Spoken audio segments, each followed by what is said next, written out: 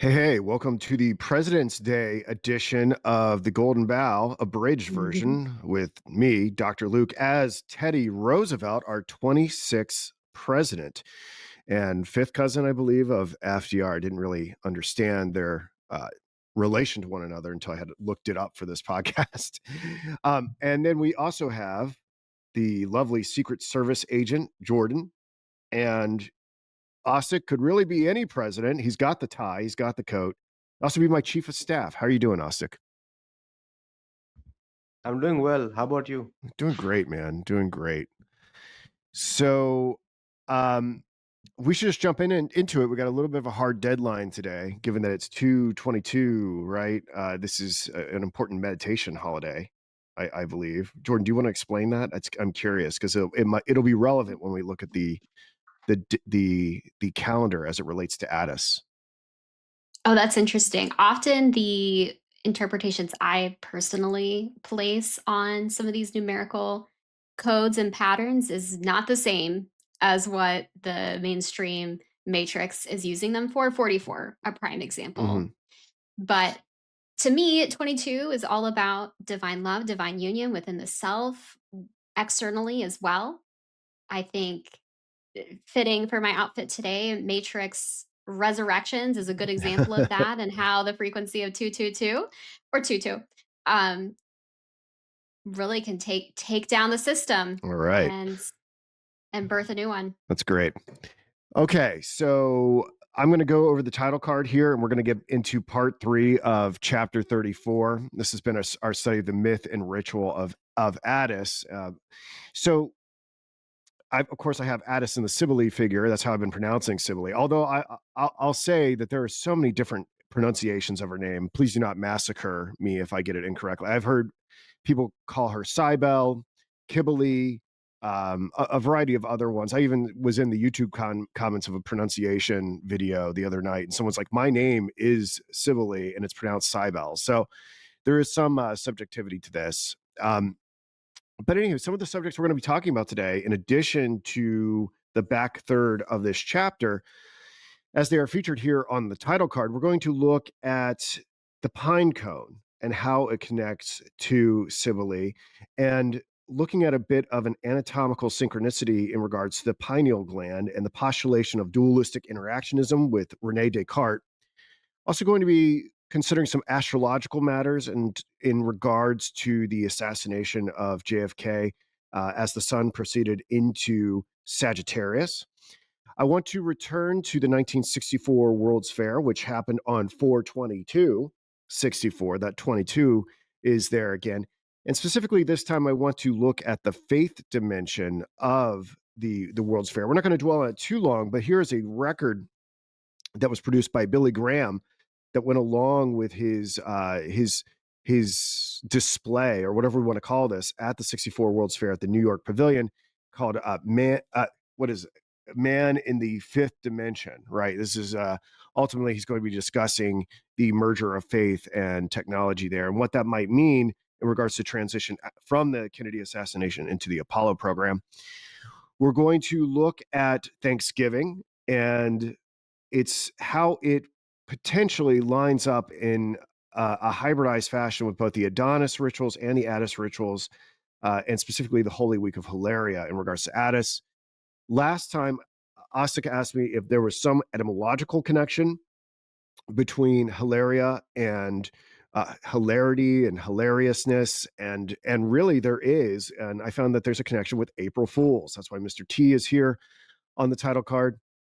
I wanted to look a little more at the JFK Dallas Memorial, specifically its grain aspects, and also the structural similarities with the Holy Sepulchre in Jerusalem. I want us to contemplate the meaning of so many of these events happening on the 33rd parallel and what that might mean um, from a global mind perspective, as perhaps articulated by Desjardins in his noosphere concept. We're going to look deeper into the grain connections. That's why I have the Ich bin ein Berliner here, where people perhaps fallaciously attribute JFK saying that he is a jelly donut. And we're going to take a look at the mythical figure of John Barleycorn and how he is connected to a synchromistic holiday of July 16th and Catcher in the Rye. So those are going to be the subjects that we talk about today. You guys excited? Yes. Heck Yes. yeah. Okay, Yeah. good. Okay, good. Yeah. Slow on the mute button. Yeah. Sorry. Love that enthusiasm. All right. So let's proceed to the first one. All right. So this I like to build up to some of the more hard-hitting material, but I cannot escape these events and these intrusions into our daily lives. As for those of you who have been following along with the program, know that I have been tracking. I didn't really want to address it because my fixation with this project to begin with was the Apollo program, but I cannot help but track what's going on with the Artemis mission, especially since we're studying more and more mother goddess figures and the mother goddess complex.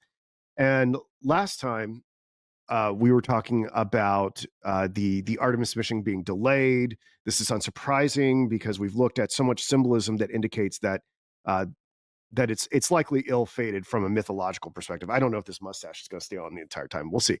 But the first slide I had prepared here shows that they 48 hours ago they had the launch for the new Artemis launch scheduled for March 6th, and that was intriguing to me because when I went across the material, March 6th is a sacred day to Artemis. Really, the 6th day of every month is this monthly birthday that they have for Artemis, and some even say that March 6th, although others say May 6th is her true birthday. But it's also part of this festival that's dedicated to her called Alaphobolia. And it would make sense that if they were going to have a successful launch, that it would occur on this festival that they had where she was honored as the deer slayer with stag-shaped cakes. I found that very interesting. And before I even had a chance to formalize my slides, they were like, no, we're not doing March 6th now. It was less than 24 hours later. The next available launch date is, wouldn't you know, April Fools. It's going April 1 is the earliest that they can do it now. I guess there's some sort of helium link or something like that. And I looked up, I found it intriguing that's going to happen on April Fools potentially, but I looked up if there was anything significant going on April Fools this year, and there's the pink moon. And of course, having a past life in music, I couldn't help but think about Nick Drake's Pink Moon song, and I looked at the album cover, and if you look closely at the Nick Drake Pink Moon album cover, you can see that it does have a US space rocket right dead center in it. So is this some echo from the past that we are seeing materialize in our present day? I don't know, but I found this to be incredibly intriguing. So I believe we'll have a pink moon around, I think at 10:12 p.m. on April 1st, April Fool's Day. And there's so much more I could go into here about the significance of April to Artemis and Isis and Cybele and whatnot. But I'll as that date approaches, we'll go deeper into it. We just have so much material to cover today. I was curious if it was actually pink. No, it's not. No. It's not visually pink. It's I have to Google why they call it the pink moon, but the pink is just some sort of designator. Yeah, I think it's about spring.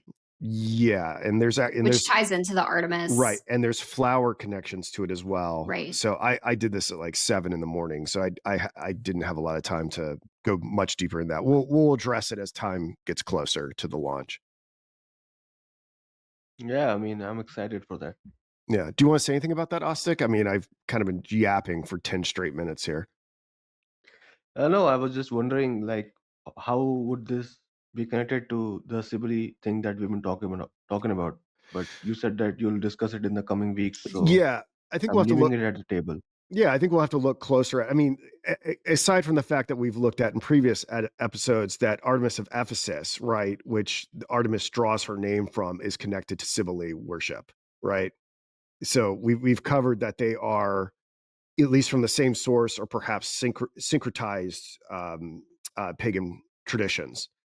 But we'll go deeper into it as time goes on. I mean, look, what do you think about this? There's a freaking US rocket in the middle of the Pink Moon album cover. No, maybe this will come and go. Like we've been monitoring this rocket launch for months now, so I'm not holding my breath that it's actually going to launch on the pink moon. But that's one hell of a synchronicity if it does happen.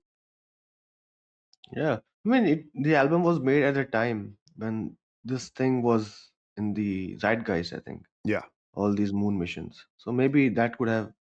But like, since you're talking about Artemis being connected to Sibylle, I cannot help but think about, people cutting these things off and then throwing them to the moon or something. yeah. It's like this is what we're trying to do.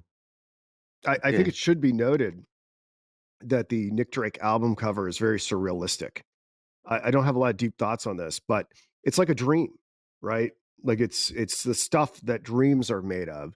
And I wonder, I don't know anything about the artist that made this design, but to place a US rocket in the center of a dreamscape, I think is more meaningful um than I ever really consider. I never really looked closely at the artwork. I could, if someone asked me just to visualize it, I hadn't thought about this album in a long time. I could have like maybe gotten some parts of it right, but it was very fuzzy until I looked it up this morning. Yeah, sure. Now it makes sense. Like, why would you keep so many quote unquote very obvious myths like the moon being made of cheese alongside an actual thing that happened? That is Yeah. the Apollo missions. Yep. Yep. So Yep. yeah, that So maybe that's is pretty interesting. yeah, maybe that's the message there. I mean, not, and you can look a little bit closer at it. I think my Teddy glasses are a little making things a little blurry, but you can see like the moon is made of cheese, and there's some other features there. Okay, let's go to. Someone called out Oh, on sure. Reddit as well. It's not visible in this rendering, but the rocket only has 3 of the thrusters activated, Huh. which is interesting. It appears this is an official stamp. It's not that rendering of the rocket was created uniquely for the Pink Moon album. And what pops in my head is Tea Time. I'm not sure what Tea Time has to do with anything. I'm not familiar with this album at all. Yeah.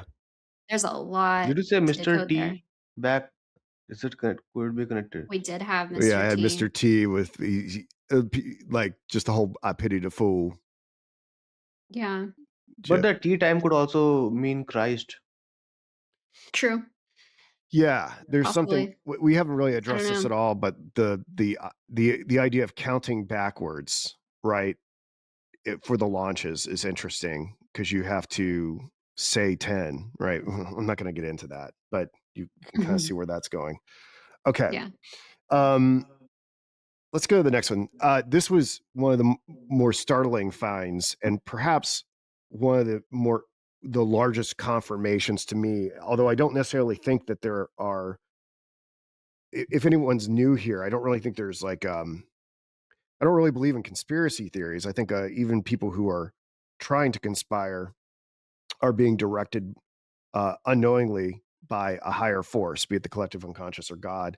So, but this one is absolutely crazy. So we've been looking at these different JFK memorials, and I was just curious. I was like, where else are there JFK memorials? And wouldn't you know, I mean, they're really all over the world, but one of the more significant ones is in Jerusalem, okay, or outside Jerusalem. And that's incredibly significant given how much Christic imagery is associated with JFK, not to mention the tree imagery that's associated with Jesus being hung on a tree, being crucified on a cross, right? And being the way to eternal life as hearkening back to the tree of life that's cut off from humanity via the angels in Genesis.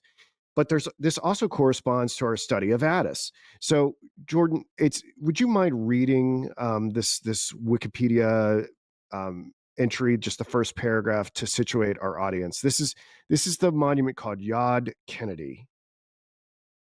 Absolutely. And I will probably not get all the pronunciations That's correct. fine. It's fine. Yad Kennedy, located in the Mateh Yehuda region near Jerusalem, is a memorial to John F. Kennedy, the 35th President of the United States, who was assassinated in Dallas, Texas in 1963. The 60-foot high memorial is shaped like the stump of a felled tree, symbolizing a life cut short. Inside is a bronze relief of Kennedy with an eternal flame burning in the center.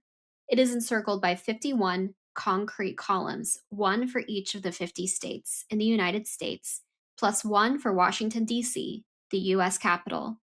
The emblems of the states are displayed on each of the columns, and the columns are separated by slim panels of glass.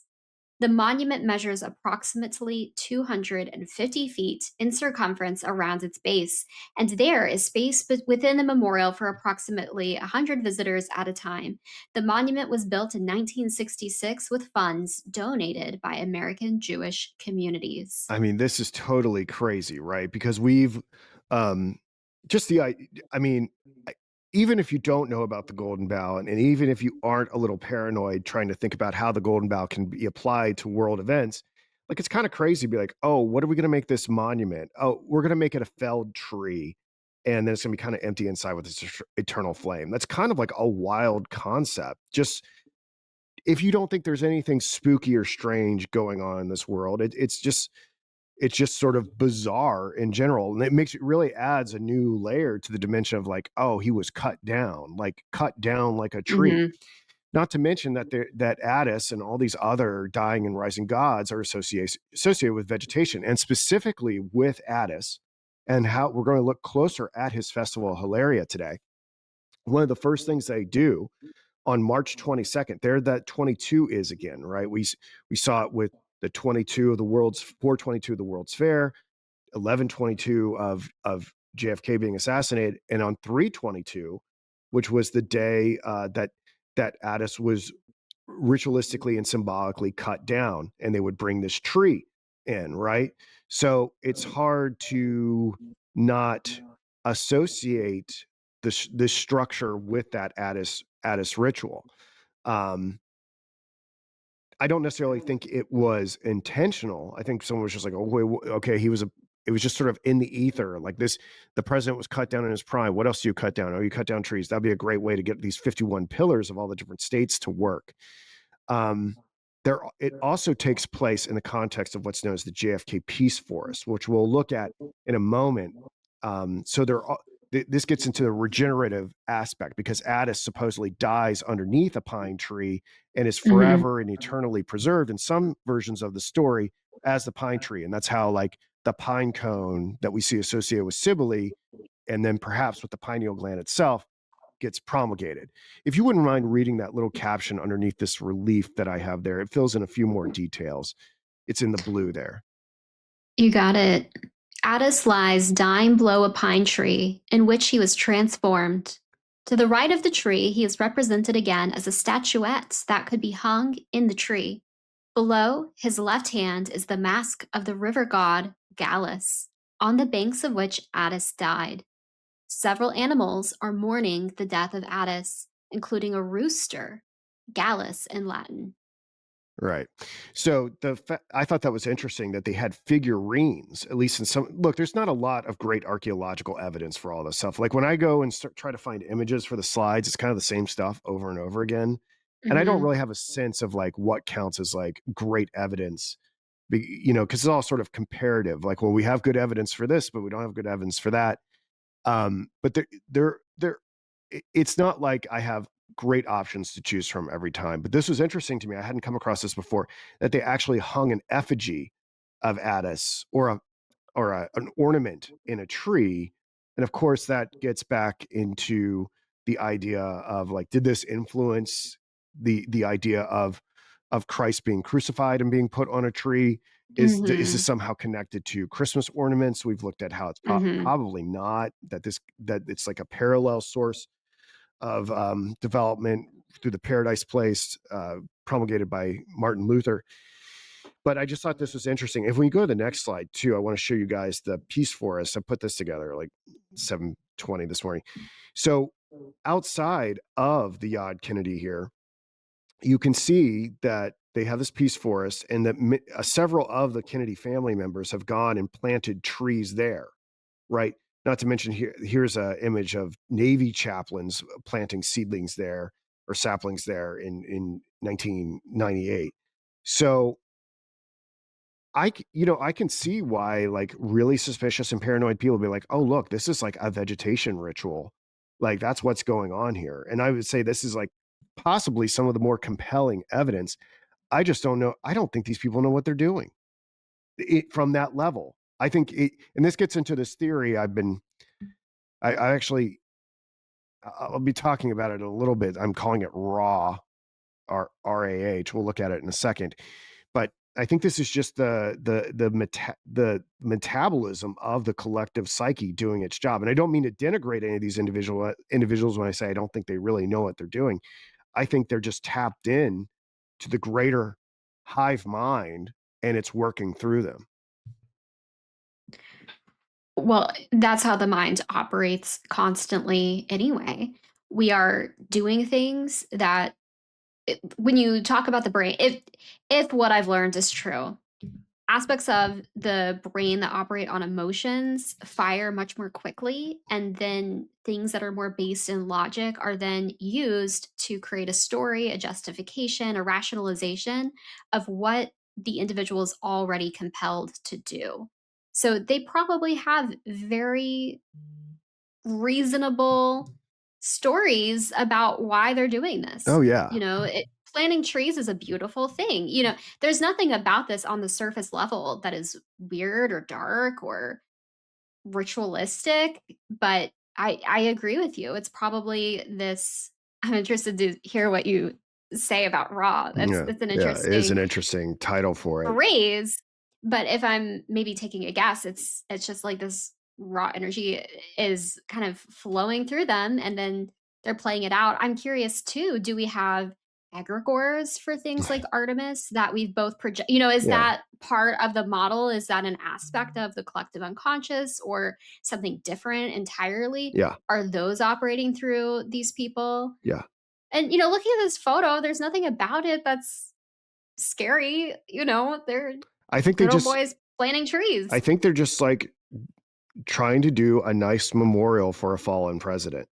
And Yeah, I don't, that's the vibe. I don't really think there's much more going on in their minds. It does Now, raise, the architecture yeah, of the building is insane and incredibly magical in yeah, so many ways. I'm incredibly curious yeah, about who built it, and I'll dig more into that. yeah. Oh, But it this was, magic circle that's tied to every single state and has symbolic representations of all the states, and it also looks sort of like this vortex amplification of energy. yeah, What happens when you cut a tree? There's a series called Anastasia, and they talk about the ringing cedar, and there's these special trees that they fell, and they uh, have to harvest the tree, otherwise the energy basically just kind of returns to the atmosphere and it's not usable. But these trees store this magical essence, this life force energy that then can be used by humans who are in the know for healing and all sorts of things. So that's it interesting. interestingly is very parallel to that book series and what is going on with trees. And there also seems to be this relationship between humans and trees that can kind of steer how this power is utilized. So it's interesting to create an artificial synthetic tree that also is a magic circle. That And is, it's in Jerusalem. There's so much yeah. here. And when we haven't It's even, easy to go really negative, and we haven't really even talked I'm about, trying to avoid that. we haven't even really talked about the eternal flame within it, right?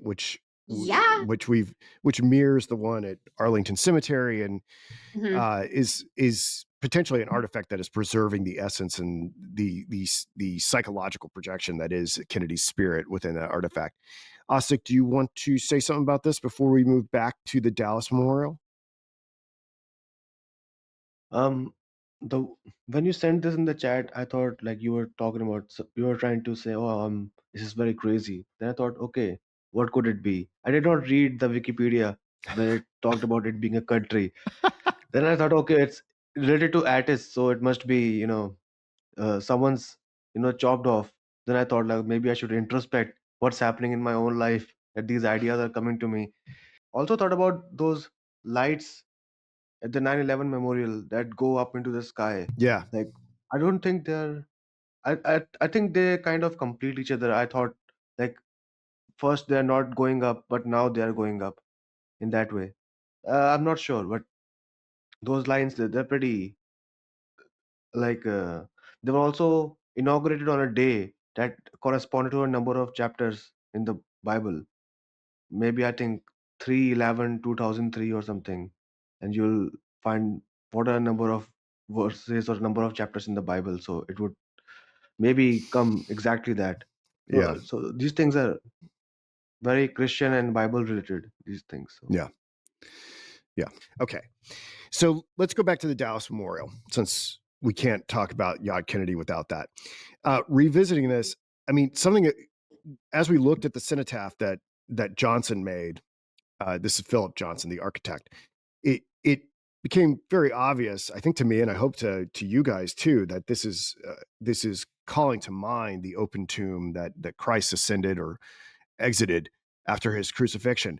And I couldn't help but go and look up the Holy Sepulchre in Jerusalem. And there's great controversy about whether or not this is actually the tomb of Christ, but it seems to share the same sort of boxiness, that slit opening. It seems to share with the cenotaph that is in Dallas. So I just wanted to bring those similarities to our attention. But in doing so, I can't help but point out that the prevalence of the 33rd parallel, right? That both Dallas and Jerusalem are practically on the 33rd parallel. And when we go to the next slide, there's many more events that shape 20th century alchemy that are occurring on that 33rd parallel.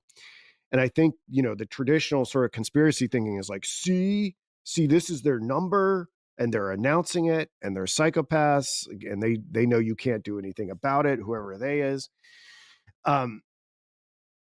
Or maybe the normie perspective would be, yeah, well, all these huge events are happening on the 33rd parallel just because of the way that the world is set up in terms of resources, and where we tend to build cities and what we need to do in order to build these things.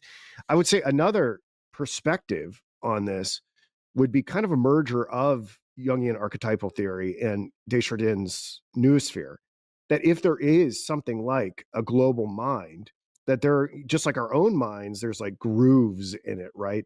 And there are certain sort of psychic or spiritual eruptions that may be actually happening along certain lines of longitude and latitude. I don't have a developed theory here, but if things are clustering in a certain place, and it does require impossible understanding of conspiracy theory, might it be better to posit this encompassing world soul or mind, that it's just kind of a feature of its presence as it contexts our physical reality?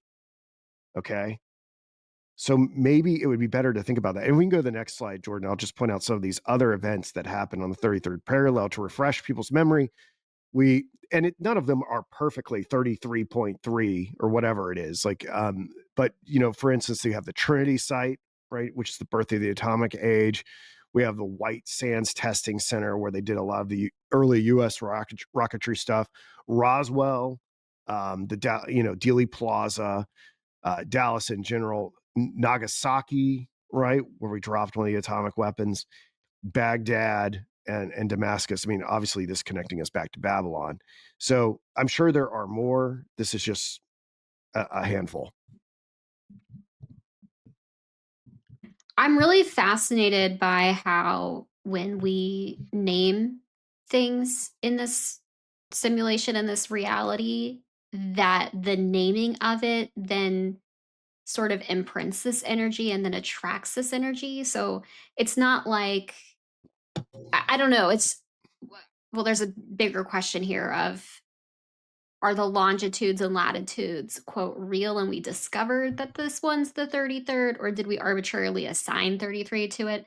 I lean towards the latter hypothesis on that. So it's fascinating to me that within this sort of arbitrary system that people have created, that then these archetypal patterns emerge. It's really interesting that's to me. a great insight. Like, how did the longitude and latitude system even come about? And you have to, it'd be interesting to think about it. I was like, okay, well, we got to get that 33 in there somewhere. And if that was like kind of the starting point, or it just kind of fell out that way. So that's an interesting cartography question, to know how it comes Yeah. about. Like, To I don't know. say I didn't even that think about it. it seems more plausible that they didn't assign the 33 based off of this, but maybe they did. Like, oh, well, And yeah, they could have been like, oh, well, Jesus died in Jerusalem, so we're going to make that yeah, 33 and work out from there. I doubt that happened. it could be. I really don't know.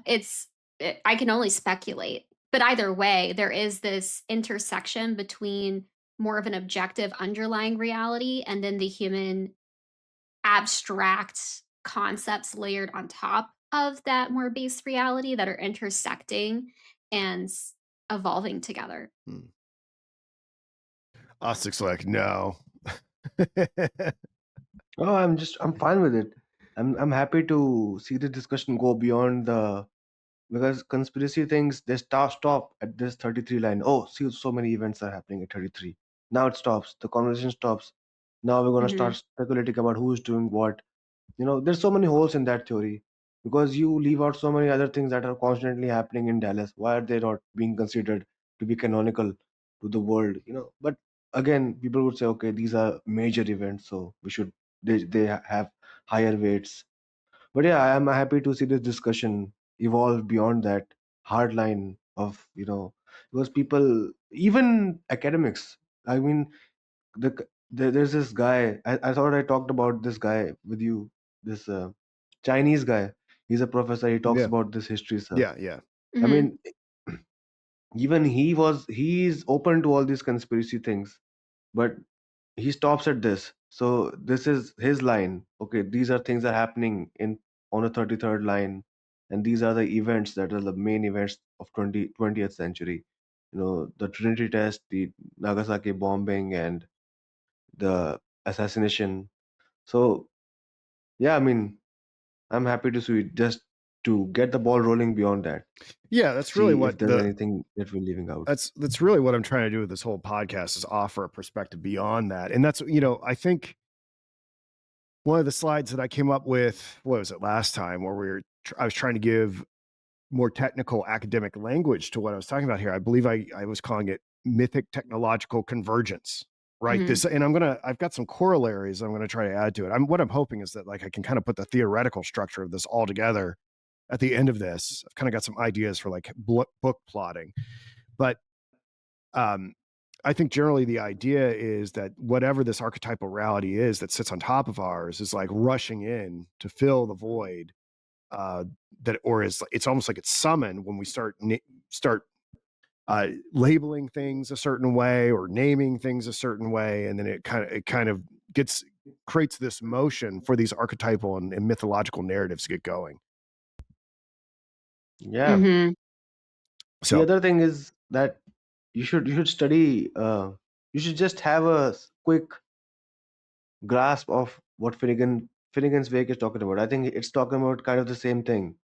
It's like it's talking about human society as being made up of rumors and nothing else. Like rumors, mhm. like are is the main fabric, is the main unit of human society. I think that is what that book is kind of positing. So I think you're onto something there that if we are paying attention to something, if you're labeling it a certain way, all these things, all these communications and miscommunications and the game of telephone, it creates something that may not look like significant when only one guy is looking at it. But if we kind of zoom out, we start to look at things in a certain way that makes sense if you look at history altogether with it. Mhm. Well, from the view that we've been developing here, rumors themselves become data points and that's kind of the cool thing about it, right? I think, like for instance, we've talked about the connection between Marilyn Monroe and JFK. I don't think there's strong evidence for this whole affair and dalliance of his. But it persists in the popular mythology. And kind of the idea that we've been developing here is that it doesn't really matter if it happened or not. What matters is part of the story that we tell ourselves to make sense of our world. And because of that, it's fair game to try to understand it archetypally. It's happening in the realm of the psychological and the psychic, and that's kind of what I'm interested in understanding. So I wouldn't say that is a good data point for true history, but it is for what we're trying to do here. And I don't acknowledge it as being true. I acknowledge it as being an element in our contemporary narrative. It has been repeated Yeah. so many times that it has become part of it, even if we intellectually know that it's untrue or that it's unsubstantiated. Does that in Yeah, I turn mean, change the simulation? Well, that's a Does it re-render around it? that's a big question, especially if the archetypes have a mind of their own and they're going to take. So an archetype could presumably take advantage of whatever it wants to take advantage of. It could take I advantage. think until It could take advantage of a socially constructed line of longitude. It could take advantage of a rocket named or Saturn, right? And it could take advantage of a rumor. All of these things would be food for it or points of intersection, I think. Mhm. I believe this goes on until we all personally integrate all the different aspects of the psyche, until we integrate and bring into wholeness, bring into inner union all of the individual fragmented archetypes. I think they'll continue to play out this way and leverage any available space that is resonant with them to do so. Well, it'd be interesting what the pragmatic steps are are. And I know I got to meditate. Me too. Yeah. Okay. All right. Let's go to the next slide. Okay. Here is that raw theory that I developed this. I go back and forth with the AI to kind of clarify my thoughts. And Jordan, why don't you read that in the blue type there? Because it's complicated enough that I'll stumble over it if I just try to do it extemporaneously. Yeah. RAH, R-A-H, recursive archetypal historiography. There you go. Historiography. Yeah. Recursive archetypal historiography. Thank you, Professor. A theoretical framework asserting that human history is a nonlinear, self-referential system governed by the periodic reenactment of primordial rituals. For example, the killing of the sacred king. RAH posits that modern geopolitical and scientific milestones are not, quote, progress in the Enlightenment sense, but are high fidelity iterations of an ancient psychic metabolism, a, quote, sacred loop mandated by the collective unconscious to ensure the continuous transmutation of cultural energy. Yeah, I think going back and forth with the AI, I think that so far, I think this is the best expression of the view that I've been developing throughout this entire thing. And over here on the right, I have some of the sources that are informing this perspective and their contributions, whether it be Frazer, Young, Eliade, Girard. Some of these others I'm not as familiar with, like I don't know Spengler and Demas as much. I know Demas because of his development of the Journal of Psychohistory. I need to get deeper into their work, but I would say at least those top four are influencing the perspective that I'm developing here, although I've not had a chance to go deeper into them because really the Golden Bough and all the subjects we've been talking about here really command all my attention. So I think that's what we're looking at here. I mean, the thing I get frustrated with is that sometimes it lines up so perfectly, right? Like for instance, even today when we're looking at the Yad Kennedy and the memorial there is a cut down tree. That so beautifully matches the Attis narrative. And we're going to look at several other things today. And throughout this entire study, there have been so many things that match so well. And then sometimes it's really messy and I feel like I'm reaching or cherry picking and I'm not exactly sure what counts as good evidence and bad evidence when I'm trying to do this stuff. A lot of it's really internal resonance, like, oh, that's it. And the other times to be like, I know I'm kind of on shakier ground. I think there's something about, despite we can learn all the different rites and rituals of Attis and Cybele, of Adonis and Persephone. We'll look at Isis and Osiris and Dionysus in time. But it seems like the collective unconscious, as it's tearing or driving or penetrating reality, is not as concerned with being so neatly classified. It's kind of like an uncategorizable sentient force that may be completely resistant to my earnest attempts to provide as much logical clarity and categorization as I want to. And I've got to figure out how much ambiguity I'm okay with, because I think about like the really smart people from my past.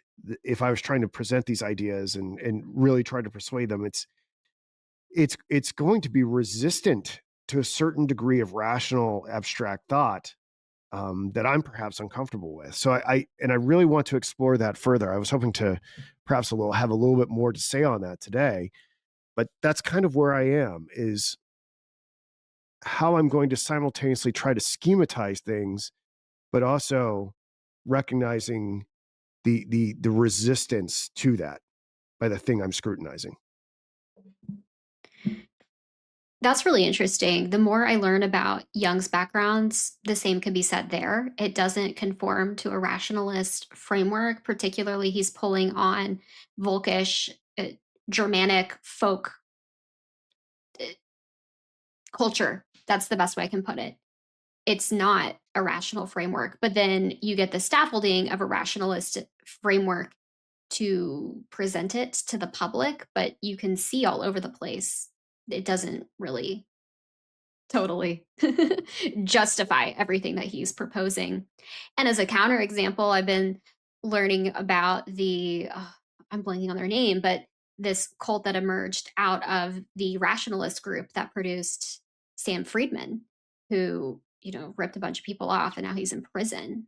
That's a highly rational, that's an example of people who believe they're using a rationalistic framework to guide their decisions. And shout out to Paranoid American, because that's the only reason I know about any of this is through that podcast. But I think you only get so far in the purely rationalistic lens.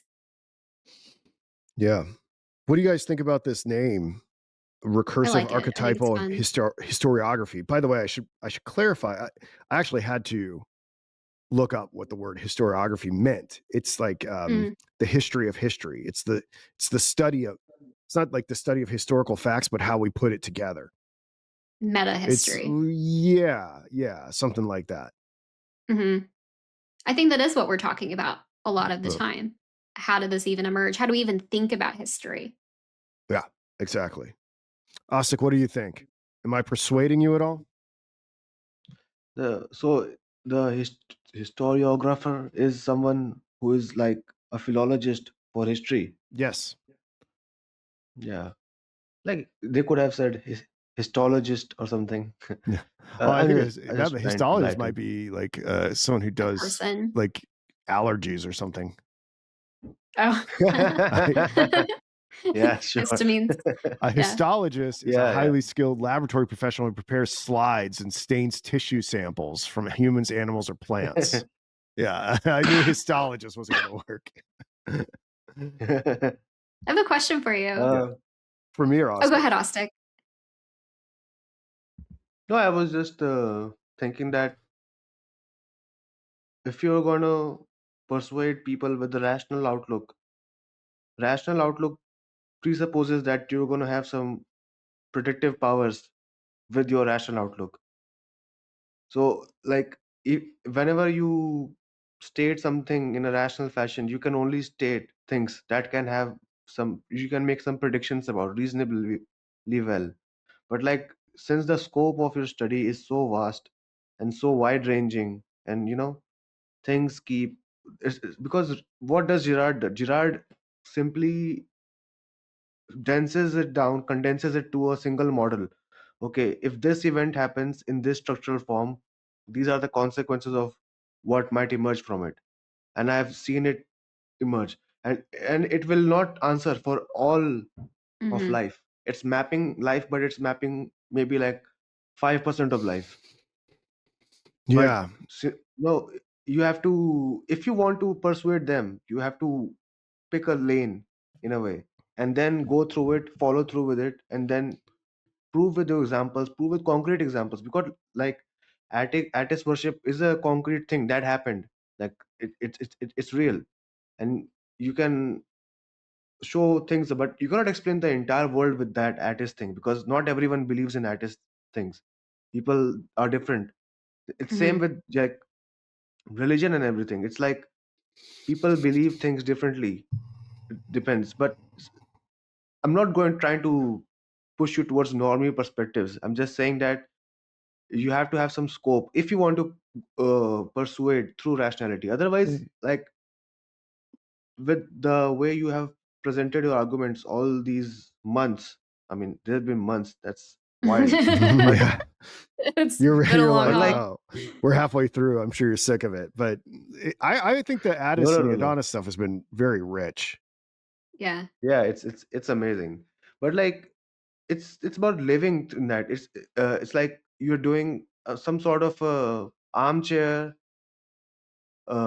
archaeological things. You know, you're living in that culture, trying to think about what people might be thinking there, and trying to, you know, map it. But that's a good exercise in itself, and that's a healthy exercise that helps us to develop some empathy, develop some, you know, I'm not trying to say like you should only think write about things that help you develop something, but like, you know, it is a useful thing that Yeah. you're doing.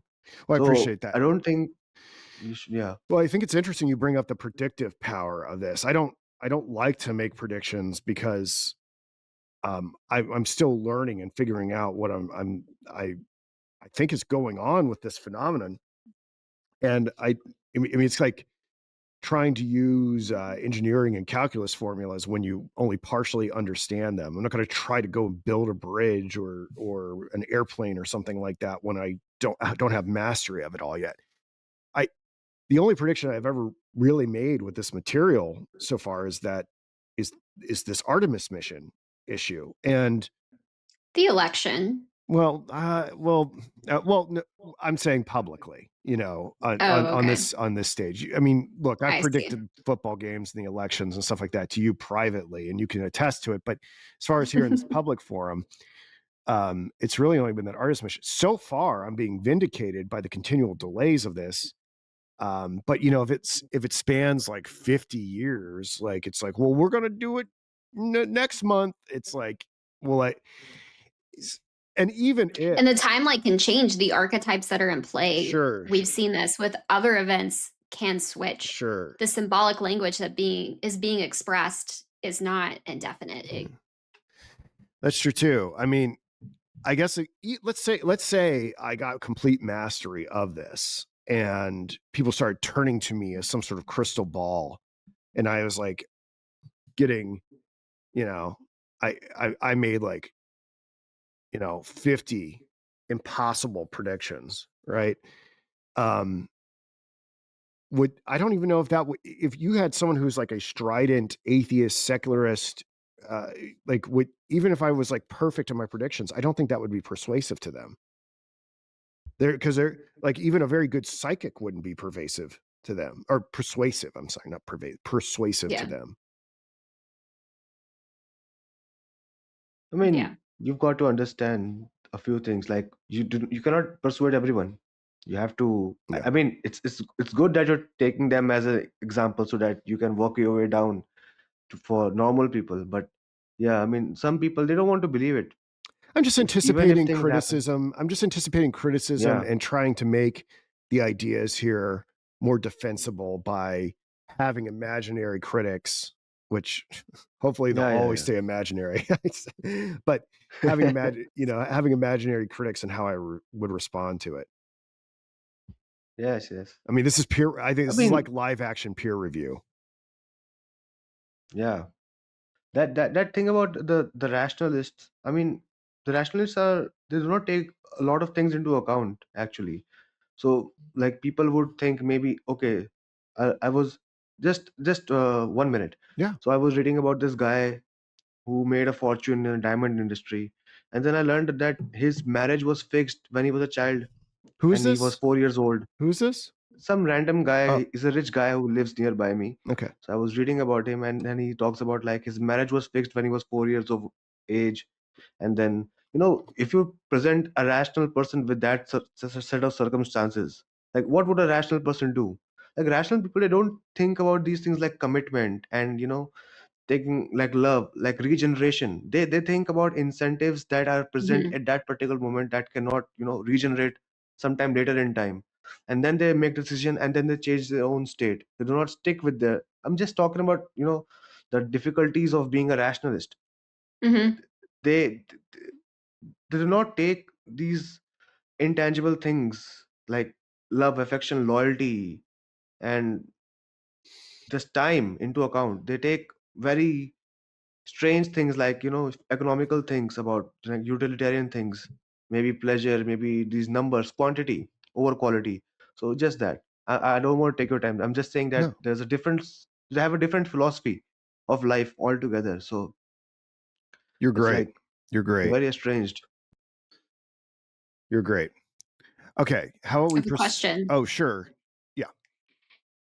And if you don't want to get into this now, no problem. But I'm curious about the word recursive, what that means to you. Recursion is a bit of a buzzword these days, and Ooh. I'm seeing more and more people adopt it. So, is this something that you specifically pointed out? And we could use What does something, that I mean to mean, you? recursive in the sense that it's a cycle that's going, it's Yeah. it's folding back in on itself, not like it's Right. like regressive or backwards or something like that, but it's a different understanding of time. It's Yeah. not this linear evolution, right? That ultimately the same archetypal structures are like circling back around again, and they're going to take hold of whatever they can take hold of. And I think that's what we're seeing if we want to progress to the JFK hilarity. Yeah. It's almost like with the JFK stuff, we see that it's taken advantage of it because it like I was saying earlier, we'll look at the JFK dates and how it matches up with the Attis Hilaria Festival. It's not perfect, but it's close enough, and it's almost like it's a blend of Adonis and Attis, Hmm. and it's whatever is underlying reality that is cycling through is going to latch on to these things to express itself again. So Cool. Yeah, I'm not saying it's a bad thing that it's becoming a buzzword. yeah, If maybe anything, it's sort of an emerging concept maybe cyclical within. is a better word for it or something. I think it's a fine word. It stuck out to me because I'm seeing more people than ever use it when historically it's been more confined Yeah. to, I think, programming Uh, and talking specifically about yeah. computers. But it may be a reflection of collective humanity starting to see time in a different way, starts to see this concept play out.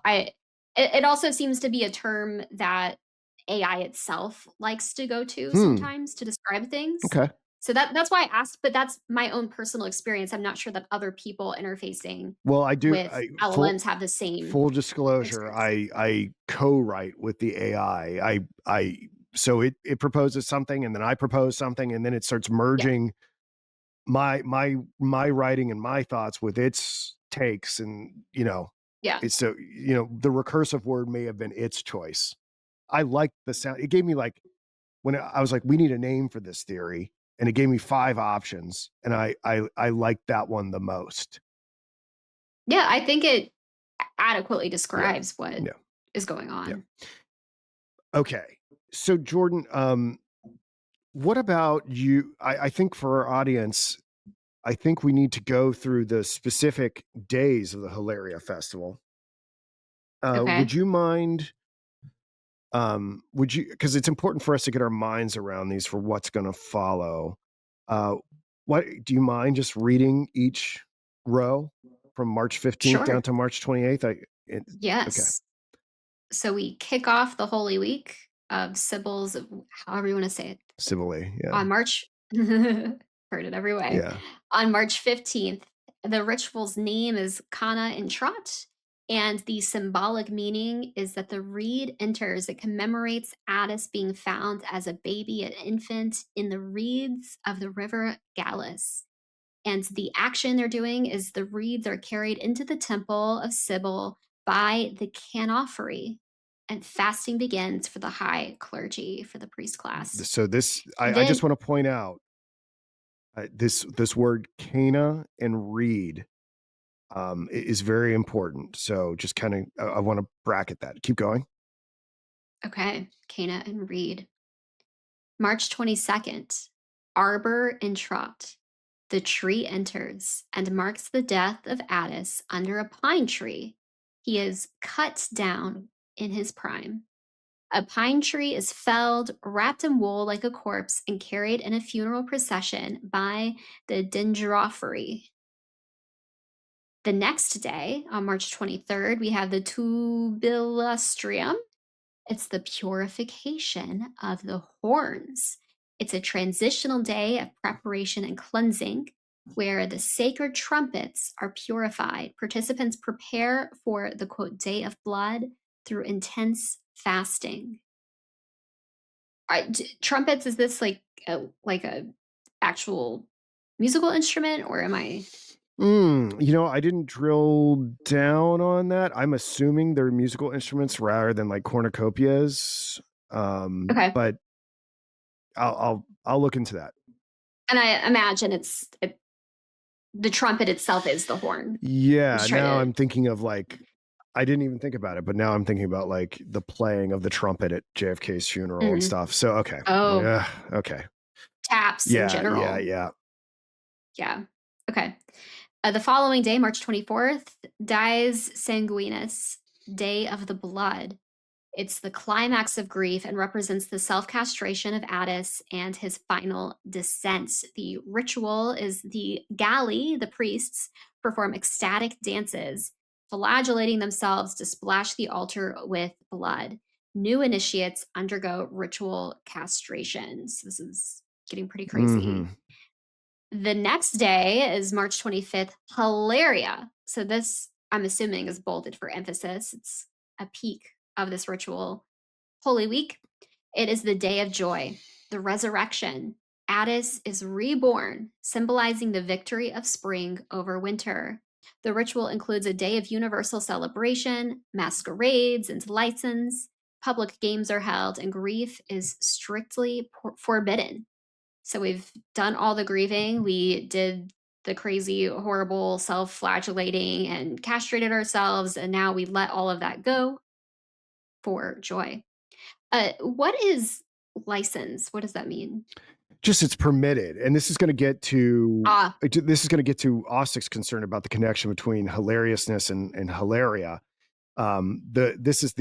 Some people speculate that this is because there is so much joy coming out of the Day of Blood, that's how this idea of hilariousness got promulgated. And why it may be associated with April Fools is that people were given license to dress up as public officials and really anyone who they wanted to, and trick and and to deceive people, openly deceive people. So I've not gone deeper into it than that, but some people speculate that because of this practice, this might be the origination, given the timing with April Fools. Now, April Fools also has a connection to the weather, right? Because in certain regions, I mean, is that you think you're about to embark on spring, and then the weather's like, gotcha, and then it'll snow. So the concept of April Fools has a variety of different sources, but this could be one of them, is the connection to the Attis Hilaria ritual on March 25th. Cool. All right, March 26th, Requietio, Day of Rest. The exhaustion following the Hilaria. It's a mandatory day of silence and recovery for both the priesthood and the Roman public. Then March 27th, Levatio, the washing, the purification of the goddess after the ordeal of the week. A silver statue of Sybil is driven to the Almo River. The high priest washes the goddess and her ritual tools in the stream. And lastly, March 28th, Enidium, the initiation, entering the mystery. Secret ceremonies for those who have survived the week's rituals, formalizing their place in the cult. Oh, thank you very much. I guess that alludes that some people do not survive. Well, you would think, I mean, I would think some of the castration goes sideways, but also we're going to learn about the turbolium that also occurs on the Day of Blood, where people are bathing themselves in bull's blood, because not everybody was one of these galley priests that were willing to castrate themselves. Other individuals were like, yeah, I can't do that. I've got another role in the society besides being a eunuch. But I think hopefully this in part answers Ossick's concerns about the etymological connections between hilariousness and hilaria. Also, I'm pointing out again here the recursive nature of the archetypal reality. It's like by tripping over this 22, ironically, it's the 22nd today. I had no idea that this would link up like that. But we see that the tree being felled happens on 322 on this festival. And there's a whole story with how this festival got together. Even digging it into a little bit more this morning, it wasn't always this rigid. So it's like whatever it originally was got purified through Roman religion and Roman mandate and had to fit in with their calendar. And I'm sure there's a whole study and a whole sub discipline about how the Roman calendar was put together, because it wasn't always as easily schematized as we have it here. Like, you'd like to think it just kind of like came forward as a result of the birthing of this religion, but it through its own process, not unlike how our own calendar undergoes many changes and amendments as well. So it's not like this. Yeah, it's a control tool. But then we see Julius this 20 Caesar changed it. we see this 22nd date with the JFK assassination, with the opening of the World's Fair in Corona, Flushing, Queens. It's like the reality is like, hey, pay attention. I am stuttering on purpose. The 22, figure out what, and I'm not saying I completely have the 22 figured out and say, oh, it's definitely the Arbor Introt echo from the Attis Festival, but it's there enough to be like, it's speaking, pay attention. I'm a 22. Yeah. Ossick, I think I interrupted you. I'm sorry. No. Just 322 is a significant number for everyone. Yeah. Like a lot of films have that. Yeah. I think we already talked about Oppenheimer's literal timeline being 3 hours and exactly 2 minutes and 22 seconds. Yeah. So he's trying to say something about it, and he has that in the movie The Dark Knight Rises as well. When the mayor is killed, on his shirt is written 322, and a lot of things. 322. Matthew Modine was born on 322, and he was the Joker, and so 322 is a significant date.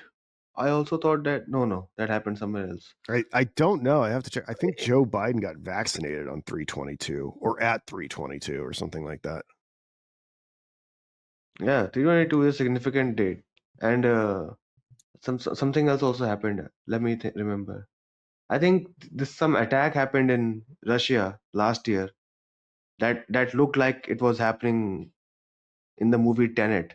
Like in a stadium, some attack happened. So I looked it up, and it was 322. I'll tell you what happened. But yeah, I think the movie Tenet, it anticipated that attack in a way. I thought like, whoa, what's happening? Tenet is happening in our world. So yeah. Yeah, I think Biden got his like first booster on like 3/3/22 or something like that, or 3/30/22. And then there's like there's something about the clock too. I think that he got it. One of the shots he got at 3/22. Okay. So if it's not kind of obvious already, like this is going to start mapping onto the Thanksgiving week. Hence why I was saying like JFK is kind of like this hybrid of Adonis and Attis. Given that Adonis is more appropriately associated with harvest time, we looked at that in the previous chapters. But if you look at this, right, like I pointed out earlier, that the felling of the tree on 3/22 happened the same day as the Kennedy assassination, the 22nd, but of the 11th month, right?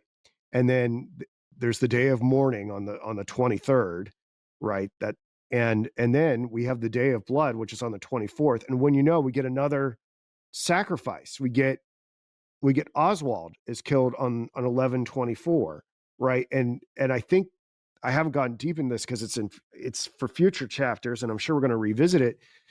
I think the whole concept of the scapegoat is going to get woven into this. And one of the things that Oswald says just before he gets shot is, I'm a patsy, and I think that effectively means scapegoat.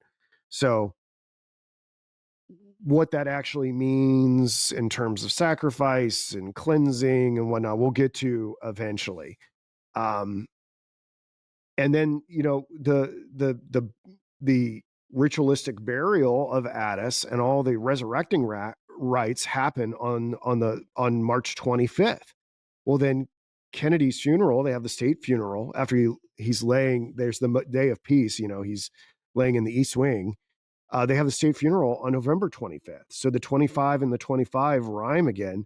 And then Jackie lights the eternal flame. He is, in a sense, resurrected above ground in that flame. And then people, because of the timing with Thanksgiving, it was such a weird festival of everybody's mourning the death of perhaps an archetypal emergence of Attis, of Adonis, the same time while they're united with family and being thankful for all the good things that they have.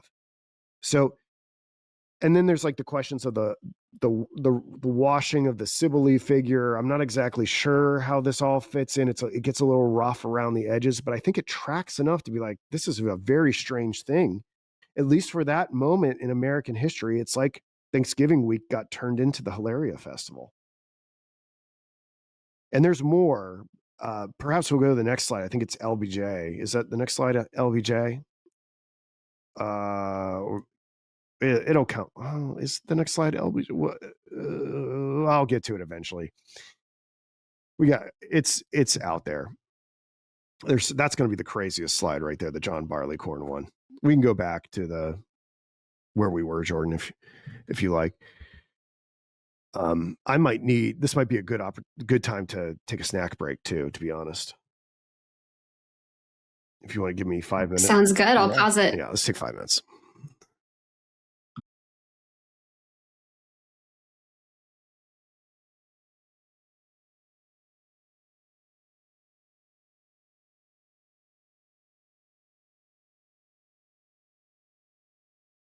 This whole turkey pardoning saga that is so intriguing. If you're watching this before, if you're watching this and you haven't watched previous episodes, there's this whole story about Lincoln pardoning the first turkey because his son Tad had named the turkey and it was dear to him, and the turkey's name was Jack. And I guess there weren't any turkey pardonings up until when JFK pardoned the next turkey, which had no name. They just put the sign around it, said "Good eating, Mr. President," which I think has like a super ominous tone now. Like when we think about the Thanksgiving festival potentially connecting to the resurrecting rites of Attis, and we eat the bird at Turkey and whatnot. But I think there's something, perhaps, both these men are the first ones to pardon the turkey. One is the first to do it ever. The second is the one to do it in the modern era. And then they die shortly after doing it, right? The JFK dies 3 days after pardoning the no-name turkey, and I think a year and a half after Lincoln does it. And it raises an interesting question. It's like, okay, well, if collectively, if psychically, the sins of the nation have to go somewhere, where are they going to go? And you've already let the bird go, right? And there is, I'm not going to get too deep into it, but there is a tradition amongst like Mesoamerican Indians where the turkey is in itself a type of god or messenger of the god. I can't really see it. Perhaps one of you would be better at pronouncing this name. Was it Takin or something like that? I don't know. Go look it up. But there is a tradition for the turkey being a type of god. So that might be interesting. I don't think this is particularly strong, but it is intriguing to me. But for the interest of time, we might want to just progress unless you guys really want to talk turkey. It's a good thing that you brought them up, these Mayan gods. I've been studying them, and I think they'll come up later as well. Yeah, I think so too. These Mesoamerican gods. Okay, let's go to the next one. Oh boy, this one is absolutely crazy. Okay. I don't even know how I'm going to talk about it. There is a brief passage in the Adonis chapter where Frazer speculates that the preservation of the corn god is still seen in Europe with the Celtic drinking songs and the celebration of this mythological figure known as John Barleycorn. I never heard about this John Barleycorn person, but apparently it got a second life in the 70s when the band Traffic recorded a song, John Barleycorn Must Die, right? And because it wasn't too long after the JFK assassination, people, and that memory was still fresh in their mind, it was hard to ignore or to perhaps not imbue your recollection of the young president into the Traffic song. It's a great song. And the Traffic song, it borrows its lyrics from this tradition of John Barleycorn songs, but it was really collated and put together for the first time by Robert Burns. Robert Burns has a poem called John Barleycorn, and really you can look at the lyrics of the poem and the Traffic song, and there are some differences, but you can see the influence clearly. They're drawing from that. Now, why is Robert Burns interesting? Robert Burns also wrote the poem Coming Through the Rye, which is where J.D. Salinger got the title for Catcher in the Rye.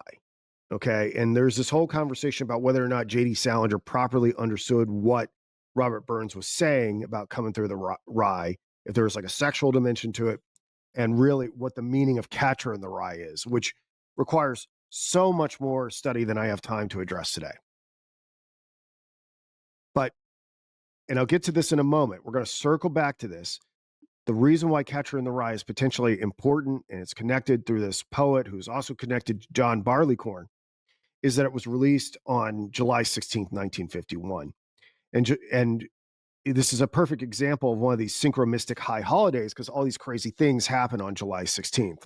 We've looked at the parallels, but like the longitudinal parallels, but we haven't really talked about, I think, at least in a few weeks or months, about when these things start lining up on the calendar, such as the Trinity test or the Apollo 11 launch, or in 1999, the plane accident, the plane crash with JFK Jr. It's all happening on July 16th. And perhaps if we step back and take this 40,000 foot perspective, we can start to interpret them archetypally. But before we even get into that, revisiting the Dallas Memorial with John Barleycorn in mind, and I have to give credit again to this watcher of the show named Chris who put me onto this.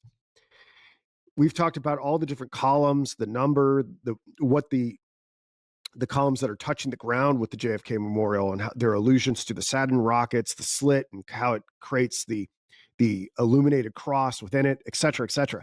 But it stands to reason if so much of that is important, then things like how far those columns levitate off the ground are going to be important too. And it is in fact a term of measurement. The barleycorn is a term of measurement. I didn't know it. I think it's like 3 barleycorns for a foot or something, or 3 barleycorns equals an inch or something like that. And when you take these levitating columns of the JFK Dallas Memorial and you translate them into barleycorns, is 87 barleycorns. Now, that 87 number is also very intriguing because it could be potentially an allusion to the nexus of synchronicities between Lincoln and JFK. The Gettysburg Address starts with 7 years ago. That's 87. So is this intentional or not? I think we've looked enough at what Philip Johnson is capable of that he would have been very pleased with himself to create one of these synchronicities with Lincoln through the levitating columns. I mean, Jackie had already done it, right? And the day after JFK is killed, she's like, oh, okay, we're going to have the funeral that Lincoln had, like ready to go, right? She's like, that's what we're going to do. We're going to have Blackjack, the riderless horse, like Lincoln had Old Bob. We're going to do this. We're going to do that. So I could see, and I do not know this. This could be Philip Johnson or his estate or whatever. It could be like, no, he never intended to do that. But I could also see in my mind a conversation when he was trying to be like, hey, do I have your approval to do this design? It's like, even a reference to Lincoln will be built into the levitating columns.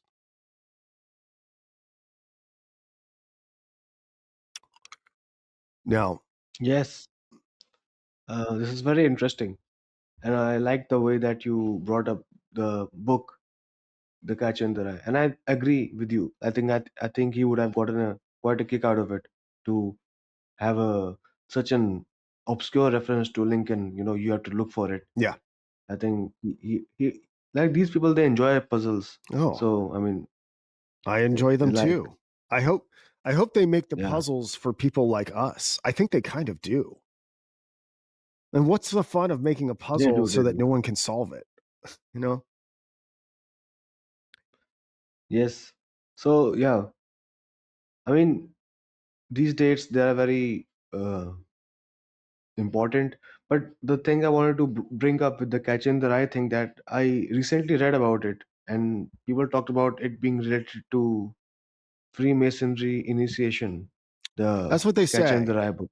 I've heard Yeah, interpretations where they say it's a book about Freemasonic initiation. And if I have not pointed this out, I perhaps didn't make this clear enough. The connection of Catcher in the Rye, aside from this whole Robert Burns John Barleycorn thing, is that um, it's this text that it was one of the books in Oswald's possession, and then it gets associated with other assassination stuff. And there's this whole theory out there that it's an MK Ultra trigger. I don't know about any of that. That's what people say. Not exactly sure that's well established, but I've heard this interpretation of Catcher in the Rye as well that you're talking about. yeah, I think that readers could find it interesting. I mean, they talk about, like, there are references to him being like the first degree of Freemasonry. It talks about you have to study Egyptians Yep. for 28 days. And then also learned about this movie series that is called 28 Days Later. Mm. So what does 28 days later mean? 28 days later means you have successfully transcended the first layer of degree of initiation, and now you can see the world clearly. And what does that movie contain? It contains people, a world full of zombies, and only a few survivors. So it's like, Freemasons, I think this is the self-image of themselves, as we are the ones who are the rational people in the world of zombies. And people, they are, and they call the virus the rage virus. So these people are filled with rage. There are mobs. We have to control the mobs. We have to avoid the mobs in a way. So that is interesting to me. They even literally say everything. In the latest movie of 28 latest series, they say Cillian Murphy, the guy who played Oppenheimer, he comes on the screen and he says that, we eradicated everything, populism, all those Nazism, any sort of collectivism. Now this is a new world. He is teaching history to his daughter. I think this movie is about from a Freemasonic self-image perspective, that what do they think of themselves. We think of ourselves as people who eradicated all these social ills like monarchism and mob mentality and jingoism. So they think of themselves as that. So I thought that was interesting, all this connection with Freemasonry. I did not, you know lay it all out, but people can look for it if they want to. You know, There's a connection with it's J.D. Salinger I and think it's pretty Freemasonry. I've listened to some takes on it. I think it's pretty plausible. I don't think that's solely what Catcher in the Rye is about, obviously. Um, and by the way, people like It's very pe- creepy. people hate on Catcher in the Rye. I'll tell you this: I think I've read it maybe 3 times in my life. Every time I read it, I love it more.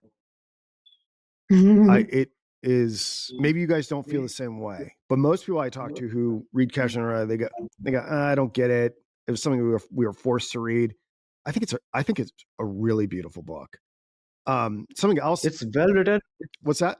Okay. Oh, It's well written. It's very beautiful, but it's very creepy in a way that it sexualizes his sister in a way. So that I find very off-putting. It's like, well, and I then the yes, other stories, his other stories are so weird. Like Good Day for Banana Fish. I mean, there's very suggestive that's a things, deep cut and the there, my cover is friend. also That's like, a deep cut. yeah. I mean, I thought you were gonna be saying Franny and I'm trying Zoe to or think. something. Yeah, yeah. There's something very creepy about it, the undertones of it, but like, I don't know what he's driving at. It's But been about 5 or 6 years since I revisited it, so maybe I'll hate it the fourth time.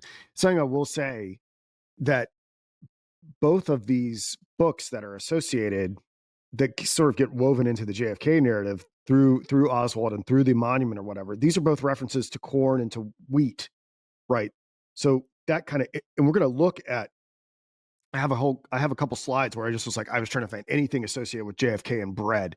And of course, this text in itself is going to sort of associate JFK with the harvest. Not just, oh, it's an MK Ultra trigger or something like that, but really it's going back to the Adonis harvest ritual. And if I can say something else on the left side of this slide, because it's really kind of all over the place. It's a little bit of a fractal here. And I want to get Jordan's thoughts on this, and I'll just discharge the rest of the things I want to say for the slide. This man in the top left-hand corner, I believe his name is J. Frank Norris. He was a megachurch pastor in Dallas at the time, a Baptist pastor.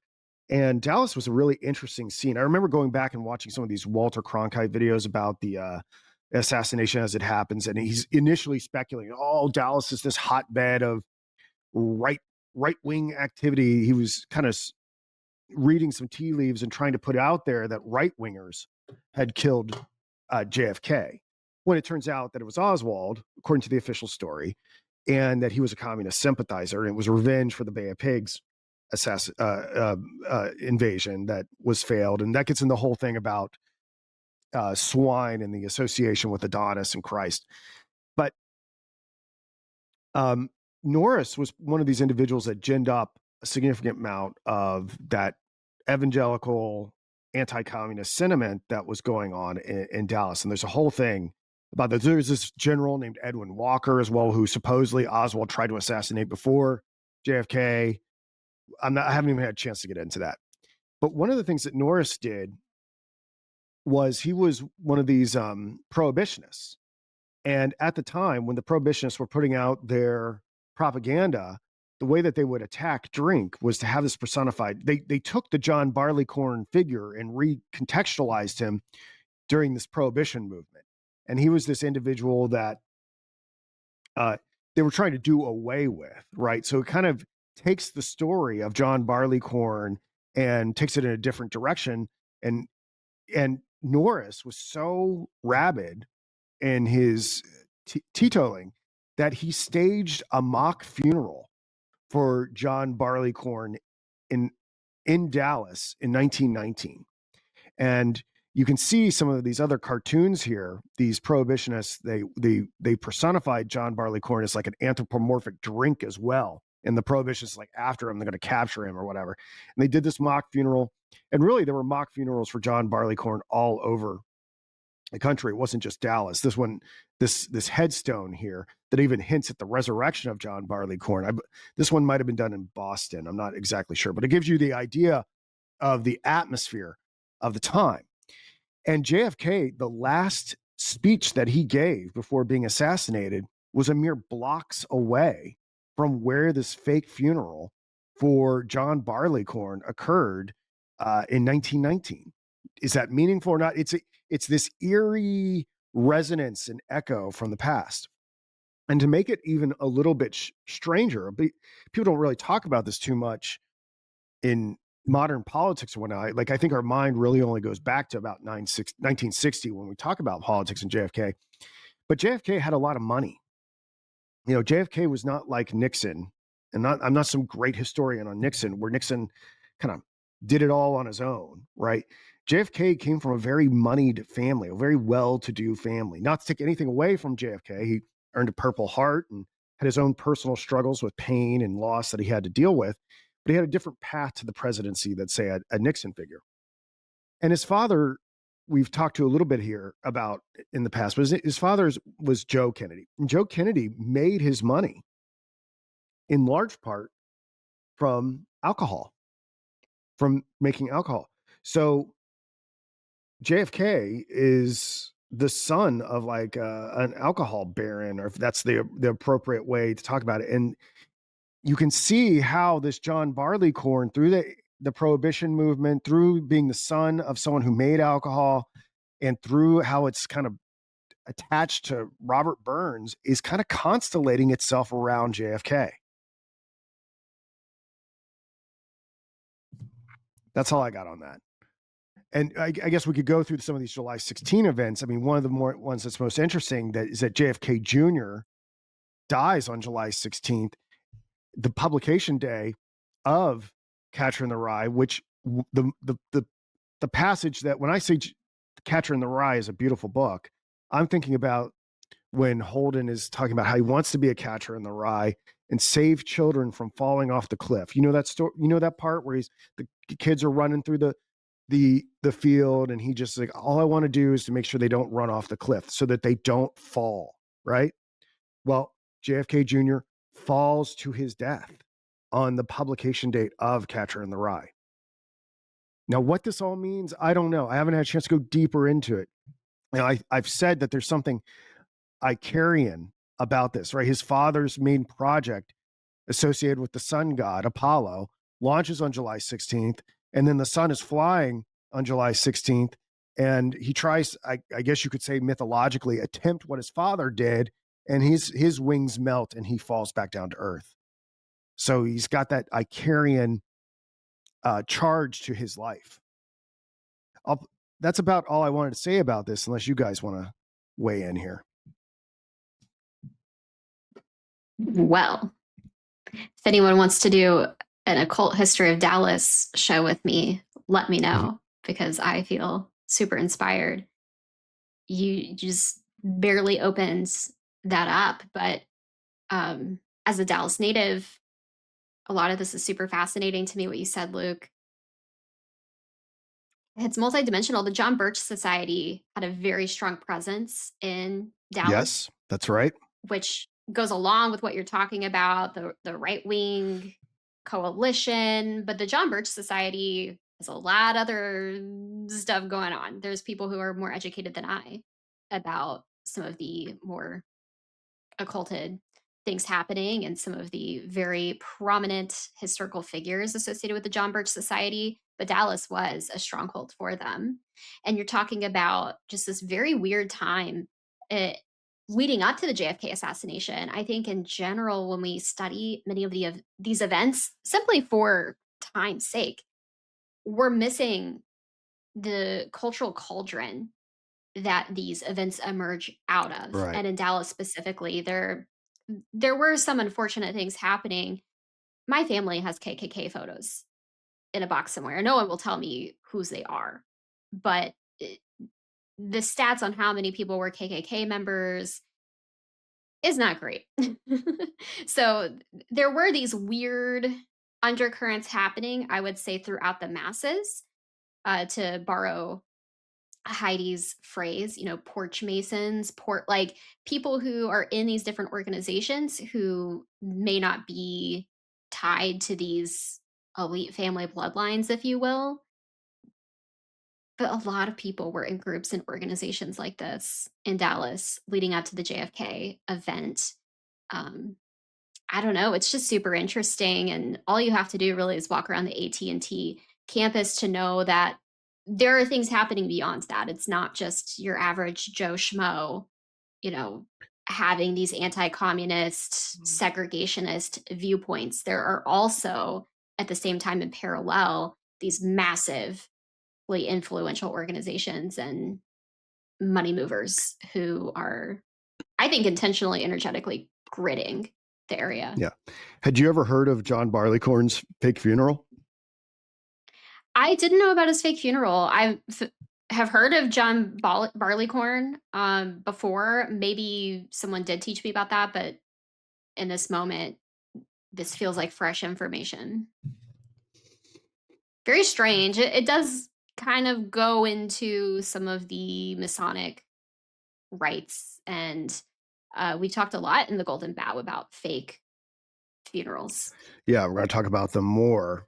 Robert Burns was a Scottish poet as well. I think I'm recalling some of the information. I believe at some point JFK even quoted Robert Burns. So the Scottish aspect of this was something to look deeper into. I have to. Yeah, well, the Scottish rite are huge in Dallas. Yes.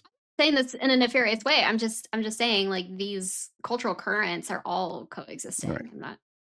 Well, this is, these are the theory. Obviously,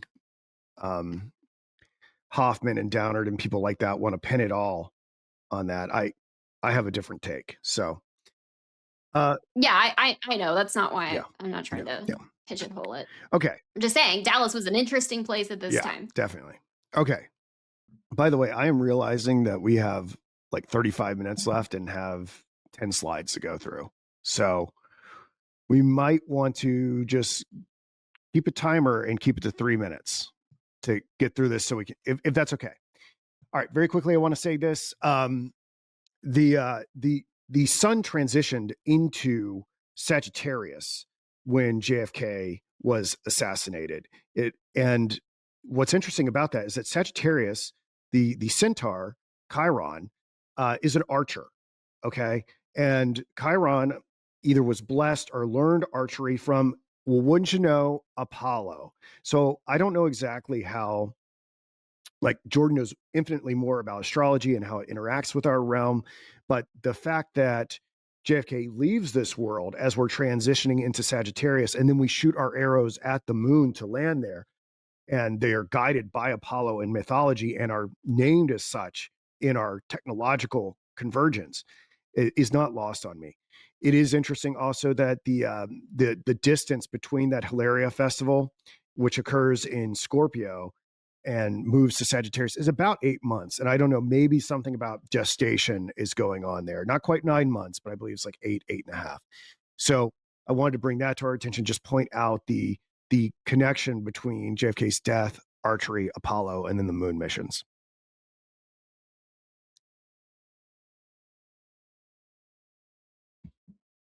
Yeah, I like it. Yes.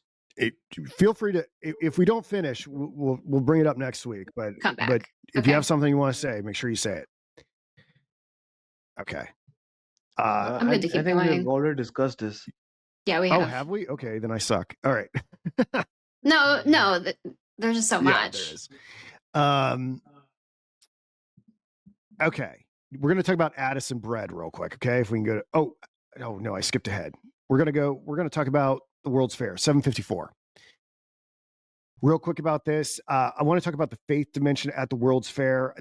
What got my attention on this is that Philip Johnson, not only did he make the Dallas Memorial, he made he was in charge of the New York Pavilion at the 1964 World's Fair on 4/22/64, which had opened.